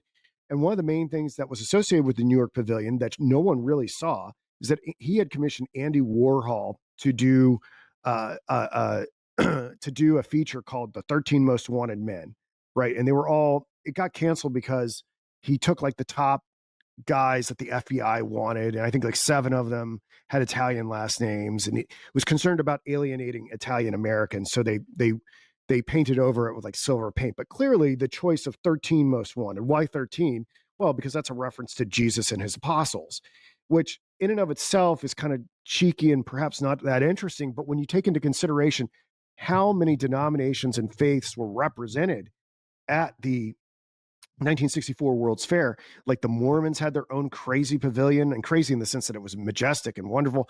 And I even watched some of the films that they put out. I believe it's something about resurrection or something like that. I forget, but it was actually pretty compelling. I was like, oh, I should become a Mormon. And then Billy Graham had an exhibit, Man in the Fifth Dimension. I listened to this audio recording of it, and really it's about seeing God as the force behind man's technological evolution and proof of God in some way. In a lot of ways, it's setting the stage for a merger with the technological hardware that's being rolled out by IBM, by NASA, by the Apollo mission, and trying to see God as woven into all that technological mastery, which is super fascinating because we talked about the World's Fair before in regards to the Pope giving the fair the Pieta statue, which he gave a replica to JFK before he died, and how there is this sense. I don't think anyone ever really put it together at the time. I don't think even the people that are involved understand what they're doing. But in a way, retrospectively, it looks like the spirit of JFK is being transferred into our technological mastery. Okay. I mean, the World's Fair was about faith and technology and going to the moon and AI and stuff. You could see how it's like setting the stage for like the singularity and like the new type of mysticism, and the mysticism associated with penetrating the lunar surface with the solar god. Mhm. I definitely don't think it went away, but we're certainly seeing another crescendo of exactly this Yeah. happening right Well, now. yeah, exactly. I think that's what's like I said last week when we looked at all the psychic things that were going on with the space, the Apollo program, like, you know, with psychics that were predicting JFK's death, and the psychic experiments that were done on the moon with Edgar Mitchell, and the MK Ultra programs and the Stargate program and stuff like that. It's like we were hacking outer space and inner space at the same time. And of course, that's going to that the technology and the spirit science are going to merge with AI and with the internet. Yeah, I was going to say, now we're doing it with cyberspace. Yeah, exactly. So yeah, we're doing cyberspace. Like, it all set up cyberspace. And what even is cyberspace when we're talking about using scrying mirrors to even have this conversation? Essentially, we are using a synthesis of this is occult technology that we're using, but it's normalized because it's used for Zoom meetings and nobody thinks twice about it. Oh, yeah. All right. Ostic, you want to weigh in? I think you guys cover it well. Sorry to Just speed run it. Sorry. yeah. And I'm also a bit tired, so I'm like Yeah. hoping you guys. Okay. Yeah. It's getting late there. So let's keep going. Okay, this was kind of like one of the most WTF moments of this week that I discovered. So I sent this to you guys in the chat. LBJ gives a Thanksgiving message, because I was just like, what was LBJ doing on Thanksgiving 63? That seems like to be a significant thing. Well, he gave this televised message to the American people, and there's some interesting language. One point he says, "Our system has passed. You have passed a great test," almost like an initiation rite, right? But that could be reading into it. But I mentioned this like months ago. Oh, I digging into this research. One of the first things they did after JFK died was rename Cape Canaveral and the Space Center. And I knew it happened within weeks. It happened on Thanksgiving. It happened on Thanksgiving, 1963, during this message that LBJ gave to the public at the end of what seems to be a modern Hilaria ritual week. And he said, okay, we're also in memory of JFK, we're going to rename Cape Canaveral to Cape Kennedy. And I kind of remember as a kid, people were still kind of calling it Cape Kennedy. And then at some point I think it's 72, they officially changed back to Cape Canaveral. But for a period of almost 10 years, it was Cape Kennedy officially. And they had the Kennedy Space Center still endures to this day. And then I got to remember when we were going over the rites of Attis, and I said, hey, pay attention to this one. It was called like Intro Kanat or something like that. I don't know if you remember. I specifically was bringing your attention to the reeds and to Cana. And then I got to think, I was like, Canaveral. What does Canaveral mean? Oh, wouldn't you know, Canaveral is the place of the reeds. So the story of Attis is that he is found in the reeds at the beginning of Hilaria, right? On March 15th, I believe, right? So how fitting is it that we would actually have rockets leave from Cape Canaveral, the place of the reeds? The reed is a profound symbol associated with Attis. Look at this little figure of Attis over here, okay? I covered up his naughty bits with a caption. It's right by, look what he's holding in his left hand. They are reeds. The reed is the symbol of Attis. And, how does this work? Like this is like, I would say this would be a good argument against conspiracy, that this would be a good argument in favor of archetypal reality. Cape Canaveral was named Cape Canaveral like 400 years before this. I think it came from the Spanish. I've got it up there, but I can't read it with these glasses. I believe it came from the Spanish like four centuries earlier. Okay.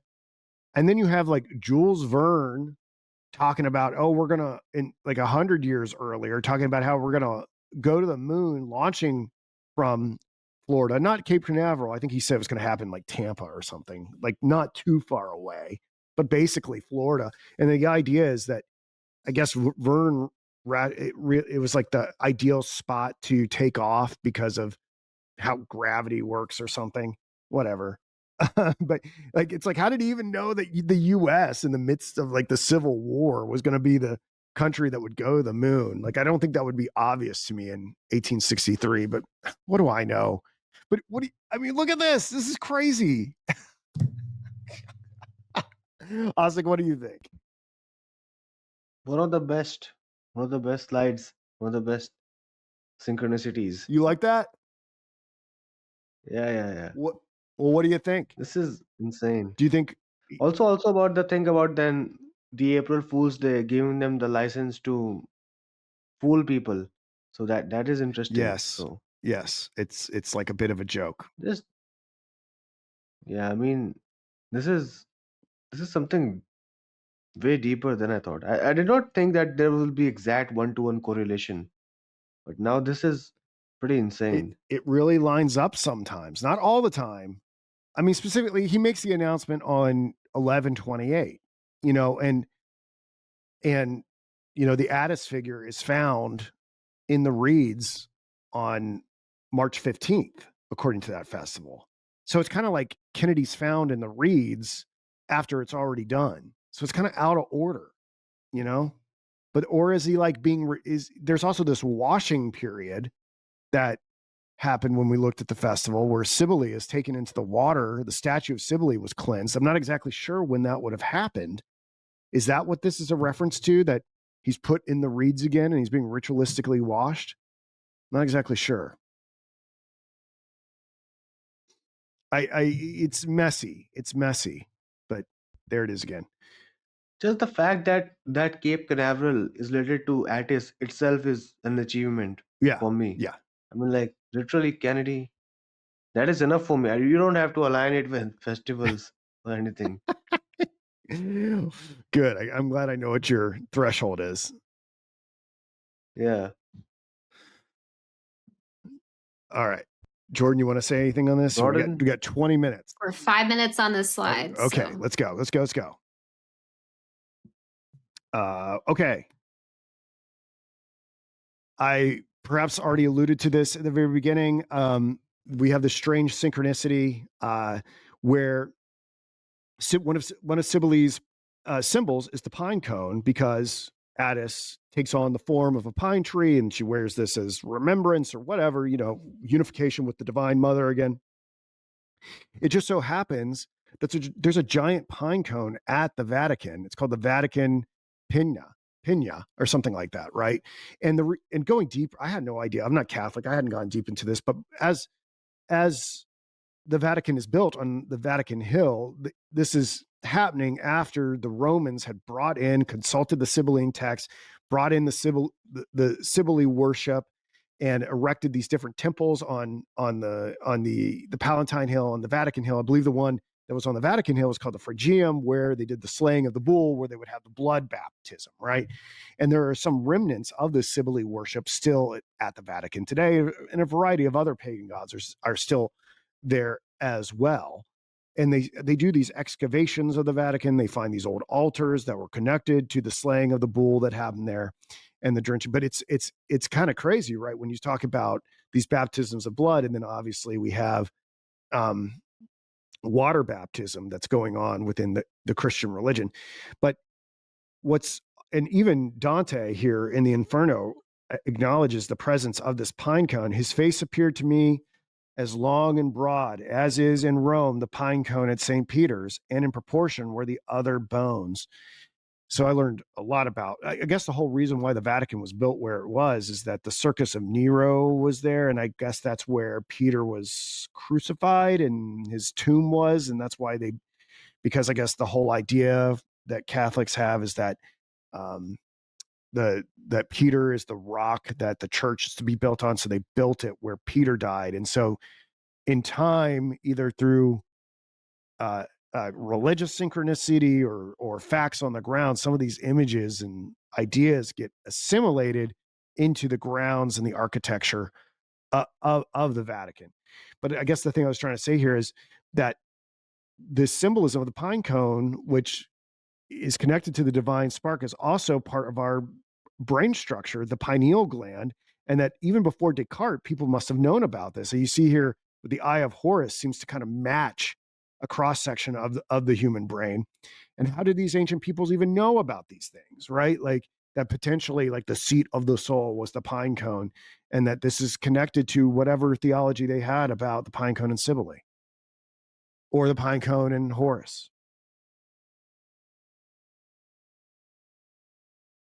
I guess I guess there's some track record of like Egyptians and people like that doing surgeries, and it's not like brain surgery just began in the 20th century. It probably had been going on a long time. So, and probably when you do dissections and things like that, you start to see the pattern. Because really, as I'm pointing out here, the pattern is everywhere. Yeah. It sure is. Okay. I'll look Right. at this slide one more time later. Yeah. Yeah. This is a lot of content. It is a lot of content. It is a lot of content. But we got to talk about It's like bread. Are we able to get to bread yet? What's next? Okay, we're going to talk. So when the Hilaria Festival is going on, they generally abstain from bread because the bread in their mind was associated with the bruised God's body, not unlike how Jesus analogizes himself to the broken bread at the Last Supper. And you can start to see how the Last Supper is potentially connected to this Attis worship. Although there's a lot of controversy about that. There are people who say that really what's happening is that there was more of the doctrine of Christianity was understood. And because there was this competition going on, even in the geography, that after the fact, the Attis worshipers were like, no, we thought of that. That was our thing, when in reality, the Christians preempted them. I'm not some sort of expert, but that's the idea, right? So, but it's essentially they would fast and abstain from bread during this period of grief. But then ultimately, then when they have their feast, they're going to break bread again. And that's what happens on the 25th and so Jordan, if you could progress this. Okay, so I just thought I got to find all connections of bread to JFK, and it gets weird. Okay, this is one of my favorite photos of JFK. He's feeding a deer bread.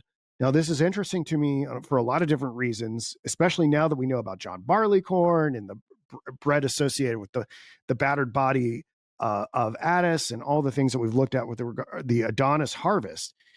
JFK feeding a deer bread. And the deer itself, the deer is a symbol of Artemis, right? She's the stag slayer, right? And so it's almost like JFK, I don't know, it's like, and we've talked about how the moon missions were about like kind of like potentially an ecological vegetation ritual. We get the Earth photo, we get the environmental movement, we get the hippies and things like that from it concurrently or after the moon missions. It's like a replenishing vegetation ritual. It's almost like JFK, it sounds so crazy to say this. It's almost like he is giving his body back to nature here. It's like he's feeding nature. It almost looks like a sacrament, right? Not to mention it's an animal that's associated with the moon. Okay. Then there was this press conference I found where it was early in the dissemination of TV images. A reporter points out that JFK has a cut on his finger. I think I showed you guys this in the chat. And the reporter goes, what's that all about? That's strange. It looks like you got a pretty nasty cut there. He's like, oh, I cut my finger slicing bread. What? So then that creates the imagery of JFK getting his blood into the bread and it becoming like a sacrament. Not to mention when he goes to Berlin and he says, Ich bin ein Berliner, right? Which I guess, I don't speak German, but the people there supposedly understood because of the grammar changes when you're actually in a place versus if you're an outsider. Like if he hadn't been in Berlin and he said that in Washington, he would have been saying, I am a jelly donut. But since he was actually there, it means I'm a Berliner just like you. I'm with your cause. So it didn't mean jelly donut there. And so this whole mix up is like wrong. right? But still, it persists. Whether it's true or not doesn't really matter. It persists in the cultural memory. The memory is the artifact, and jelly donuts are made out of bread, right? Like, look at this. He's like a sacrament. He's like, I am a. Not to mention, jelly donuts ooze like blood, right? Like, he went to Ireland, and when he did his Ireland trip, apparently there was like an incredibly famous bread product in Ireland called Kennedy's bread, and it has a whole little jingle. And the kids and whenever he went in Ireland, and I wasn't there, it's not well documented. I read this on some blogs. I've got to go deeper into it, but apparently when people it was like Beatlemania. People were so crazy to see him that they broke out singing the Kennedy bread song. K for Kennedy, E for energy, N for nice and nourishing, E for enjoyment, D for delicious, wise means you're satisfied, whatever. Okay, so that's interesting. Now we've got more. Let's progress it one more, Jordan. I'm talking super fast here. The infamous birthday party where Marilyn Monroe sings him his happy birthday. They made him this gigantic cake. It's like, and I think it's even larger than the one here. I thought this image was crazy. He's like bowing before the cake. It's just some more wheat and bread imagery associated with him. We've talked about this before too. One of the last things that he did before he was killed in Dallas is that he authorized the sale of wheat to the Russians who were going through a famine. This was a diplomatic gesture that he did to smooth over relations. And then here's a picture of him in Italy in 1963 with the creator of fettuccine Alfredo himself holding up the pasta. I don't know if these are as strong as the other bread images, but they're there. You make all this stuff out of wheat and wheat gum and grain and stuff like that. So it is. Maybe if I were to look at Reagan or Trump, there'd be just as much wheat and bread imagery. I'm not sure, but the cutting the finger and getting the bloody finger into the bread, it seems to me that we're getting this notion of a sacrament, of something that would be associated with Christ or Attis. Okay, that's what I have to say about bread. I'll pause. This is interesting. Anything? I don't think they'd buy our wheat today. Yeah. No, yeah. There's like all the glyphosate stuff going on right now. And Yeah, there is. Yeah. RFK is like a big critic of that. Yeah. I really like this one as well. Yeah. I mean, the way we've been talking about him as a vegetation ritual, and we've been talking about you've been talking about him being in his resting place being modeled after granaries and everything. Yeah.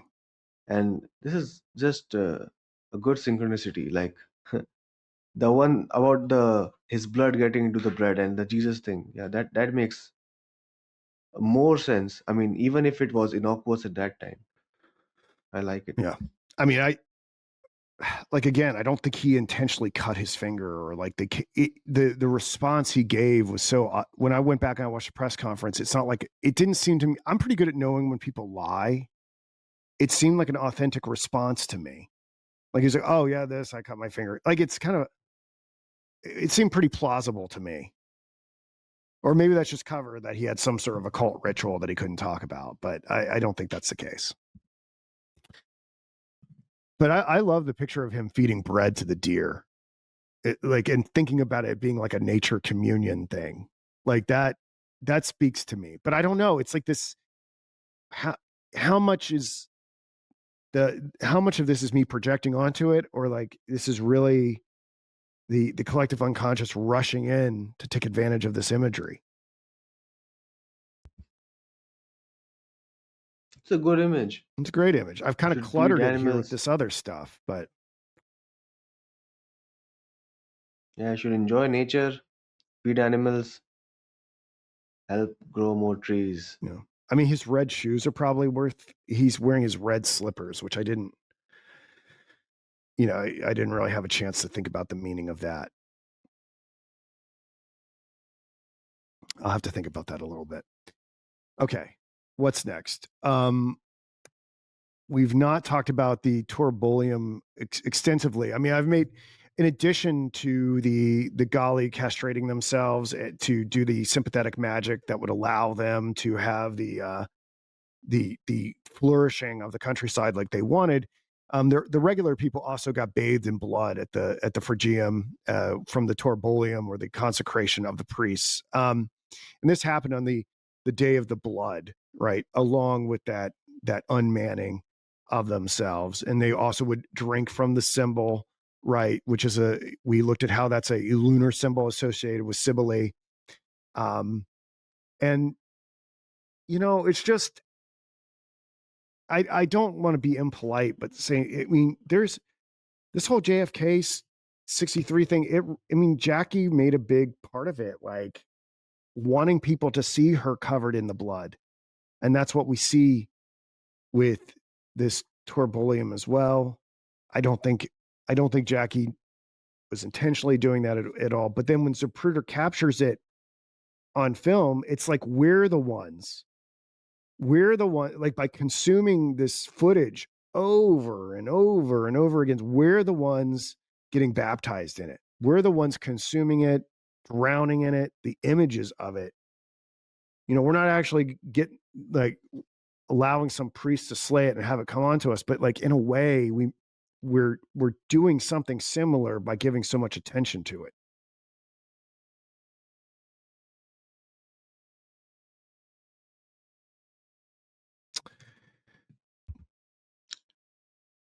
Yeah. Anything else? I got 3 slides, so and we got 6 minutes. The thing is that the blood is on her skirt most of all. So I'm trying to think. I was visualizing the death of a son or something, because Pieta. Yeah. I was thinking, okay, maybe Yeah. something cut short or something. Yeah. Okay.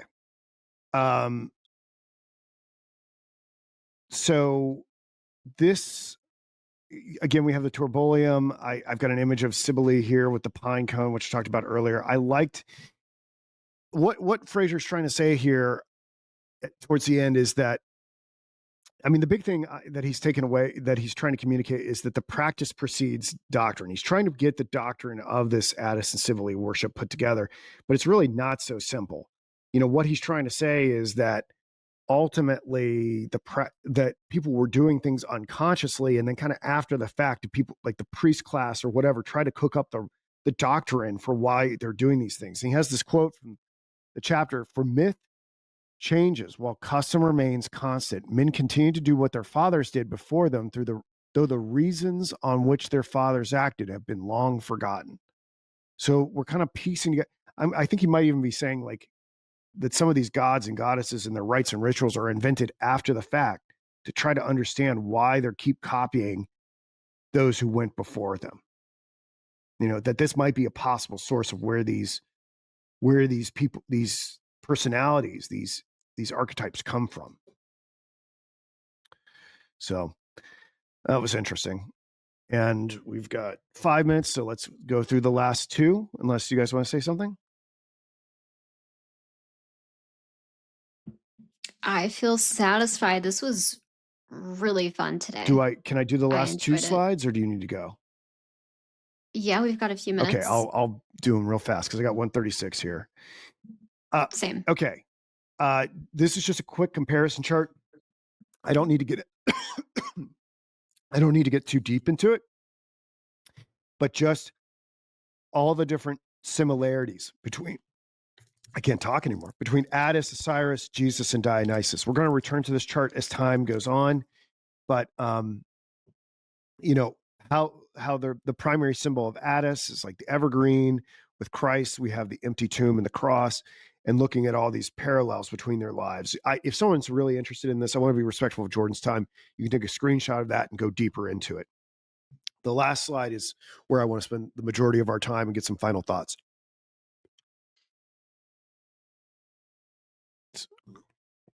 If you want to progress to that, Jordan. Oh yeah, sorry, I misunderstood. Yeah, sorry, no, it's okay. So I had I had been thinking a lot about the Dallas Memorial when I came up with this slide and developing this corollary. The Dallas Memorial, I think, is emblematic of what it's like to interpret reality in this way in general.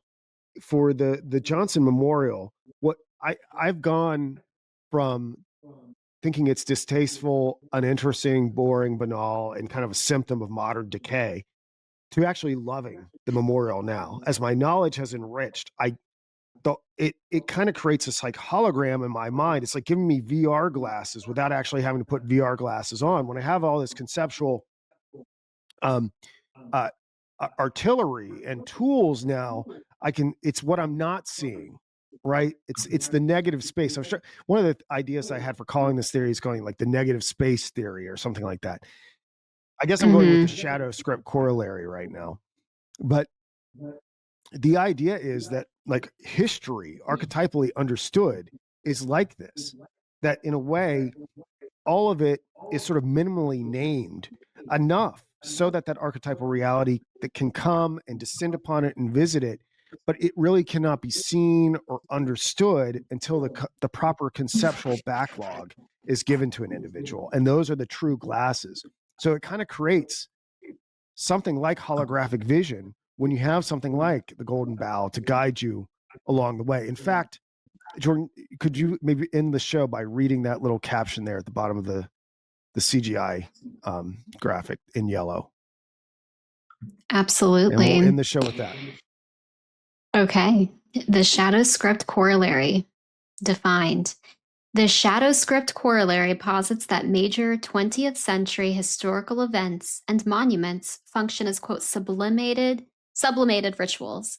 In a disenchanted secular age, ancient archetypal narratives, such as the dying god or the alchemical opus, cannot be expressed openly. Instead, they are hacked into the negative space of modern events.